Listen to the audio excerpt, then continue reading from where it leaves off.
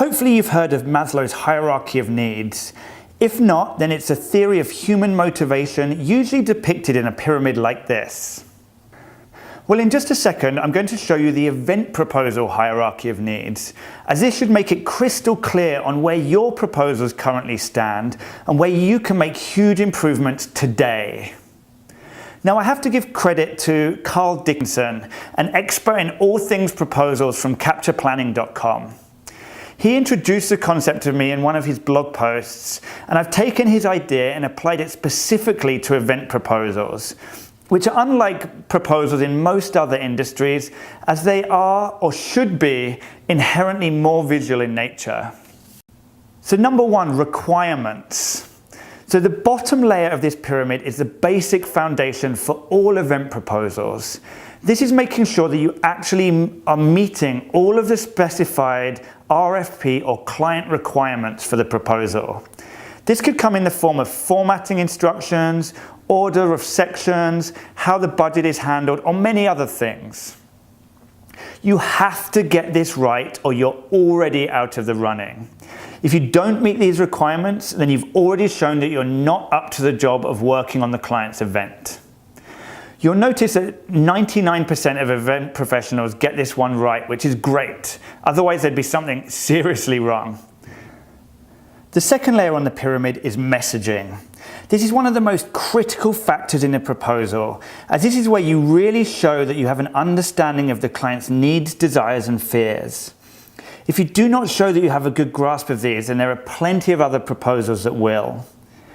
You need to demonstrate that your company is the best fit for the event by addressing these needs, desires, and fears, and explaining how your company will meet or exceed them all. Your goal here is to reassure and inspire the prospect. Something that's often left out but is very important here are relevant case studies and testimonials.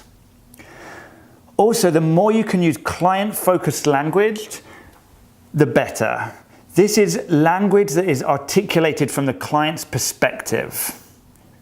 Around 85% of proposals meet the basic messaging criteria, but this percentage is probably generous because far fewer use properly client-focused language.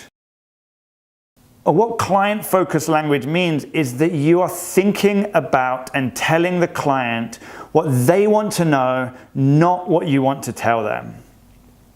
Take a look at your proposals. If way more of your sentences start with we, our, or your company name rather than you, your, or the client's company name, then you're probably getting this wrong. If you're not doing this right now, then that is a small tweak that can make a massive difference. So go back and take a look at your proposals with that in mind. The middle layer of the pyramid is images and the use of graphics within the proposal.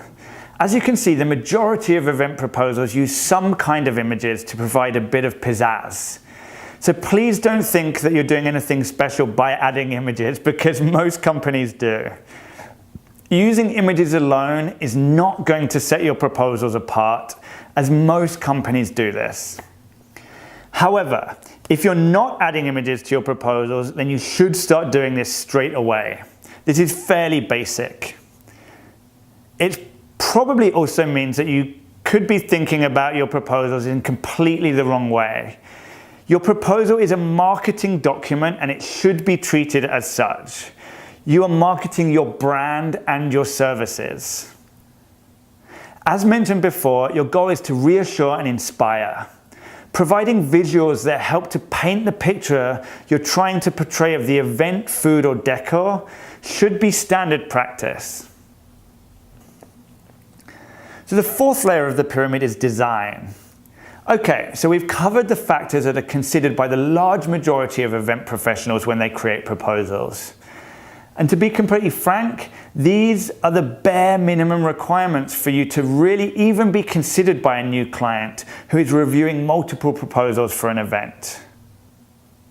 Next to come are the two areas where you can really move away from the pack and start to set yourself apart.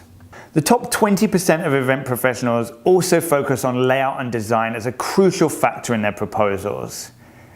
Now, I want to make it really clear that there's no point focusing on design or anything above if you do not have all the other elements below in place. You must have the requirements, the messaging, and the images already in place before you start thinking about design. Having said that, if you are meeting all the proposal requirements, your messaging is great, and you've used images well to illustrate your event and design concepts, then getting a designer to ensure the look of your proposal matches and elevates your brand is the icing on the cake. This can make a huge difference to how your prospective client perceives your professionalism, enthusiasm, and level of service. And don't worry, this can be easy. It doesn't have to cost thousands of dollars, and I'm going to show you exactly how to do this in a moment or two. The fifth and last layer of the pyramid is innovation.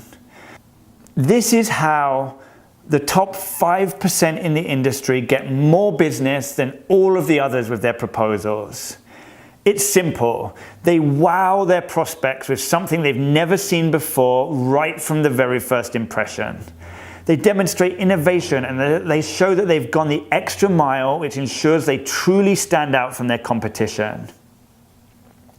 But how the heck do I innovate, you're probably asking? And the answer is simple. Just think outside of the traditional event box. There are tons of ways you can show innovation. Many people I speak to are stuck in their idea of what an event proposal should be, but all you need to do to truly stand out is think outside of that box.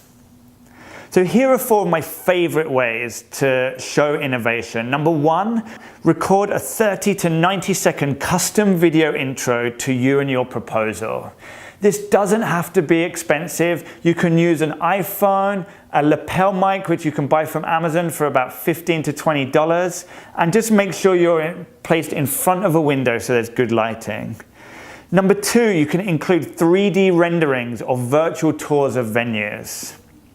Number 3, use short, relevant testimonial videos. Again, the same with the custom video intro. This does not need to cost thousands of dollars. And number 4, my favorite, and which is what I'm going to go into a bit more now, is you send your proposal to your client in an unexpected format with embedded video.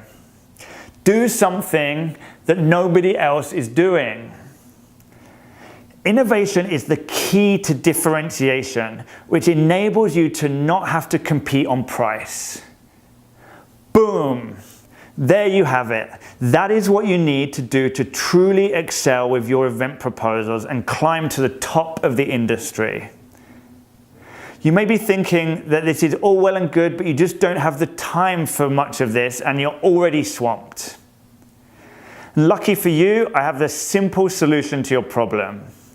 So if you're an event professional who really wants to land more clients, but you don't have the time or money to invest in creating innovative proposals that wow your prospects, then you're going to want to hear this.